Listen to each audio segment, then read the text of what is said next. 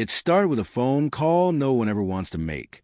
A man's voice, trembling but steady enough to sound rehearsed, saying only, "My wife isn't breathing." It was Sunday morning, July 17th, 2022, in Cape Coral, Florida, the kind of quiet, sun-soaked neighborhood where nothing bad ever happens. Birds chirped, lawn sprinklers clicked, and inside one small house at the end of Sandpine Drive, a young mother lay cold on the kitchen floor.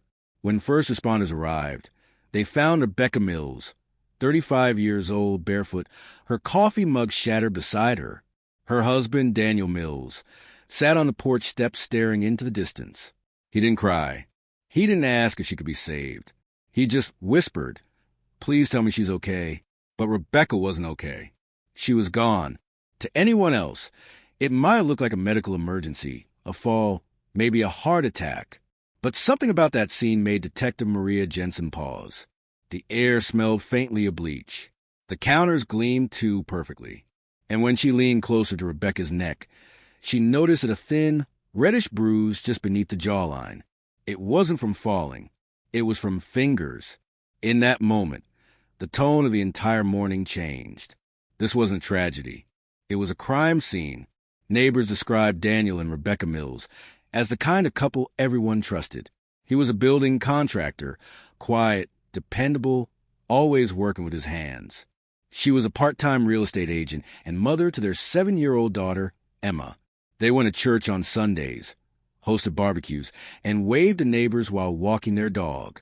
To the outside world, there was nothing unusual about them. But investigators would later discover that the image Daniel and Rebecca projected the perfect marriage was already cracking months before that morning in July. Detectives began with the basics: phone record, financials, and digital history. What they found in Rebecca's phone would change the direction of the case. Hidden behind a password-protected app disguised as a weather widget, there were hundreds of text messages between Rebecca and another man, Mark Ellison, a financial advisor living 2 towns away. The tone of the messages wasn't professional. It was intimate. Phrases like "last night felt right again," and "he has no idea" appeared repeatedly. The timestamps told detectives something else. The affair had started 8 months before her death. Rebecca wasn't just seeing someone. She was living a second life. According to friends, Rebecca had grown distant that spring.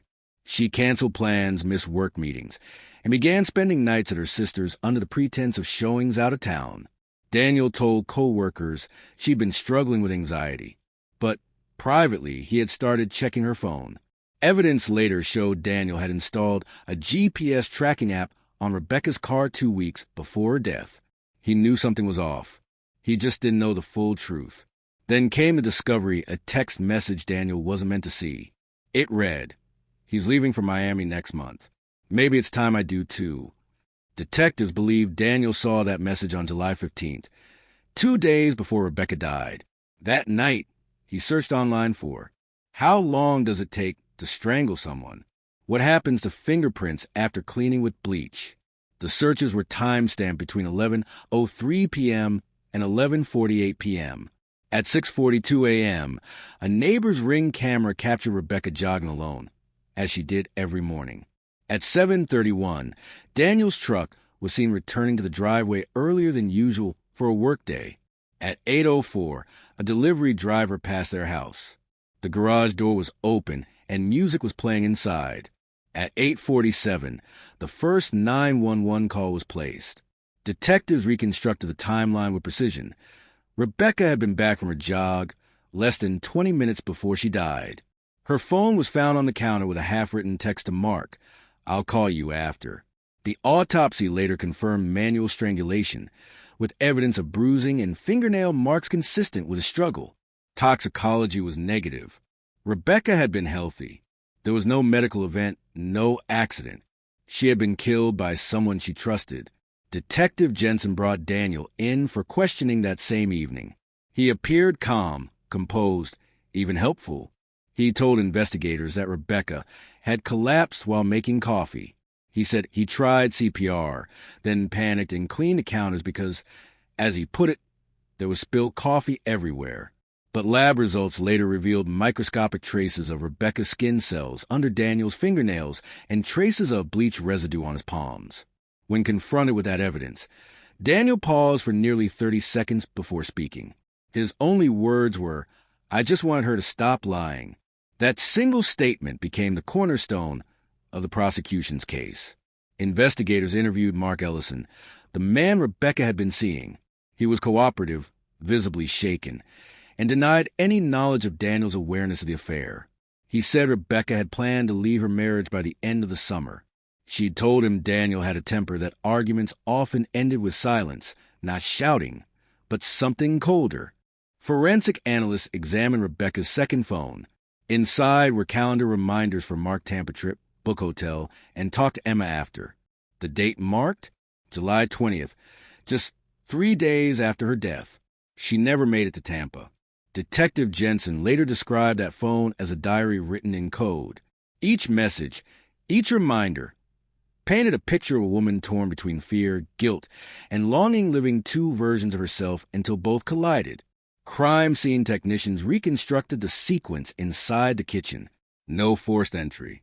Rebecca's DNA on Daniel's shirt collar. A faint handprint on the counter edge of Rebecca's right hand, smudged by bleach. Broken coffee mug near the left foot, consistent with a fall during a struggle.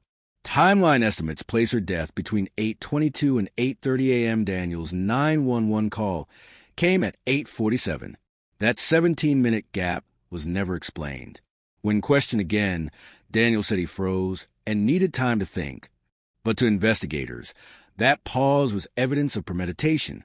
The most telling discovery came from Daniel's own cell phone. A deleted text draft to his brother reading. "She finally told me the truth.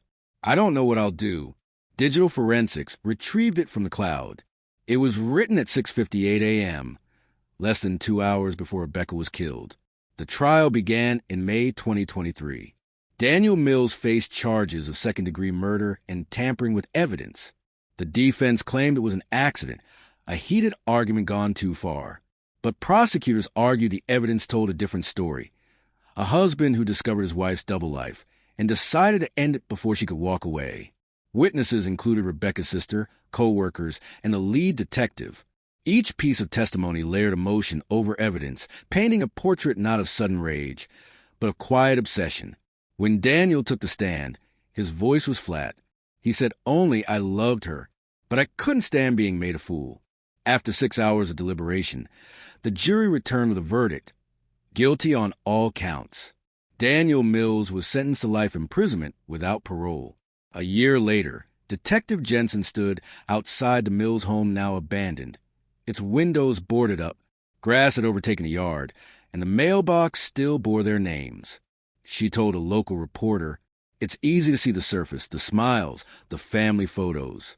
But behind closed doors, we never really know the stories people are living. Sometimes, the secret isn't what's hidden. It's how long someone will go to keep it."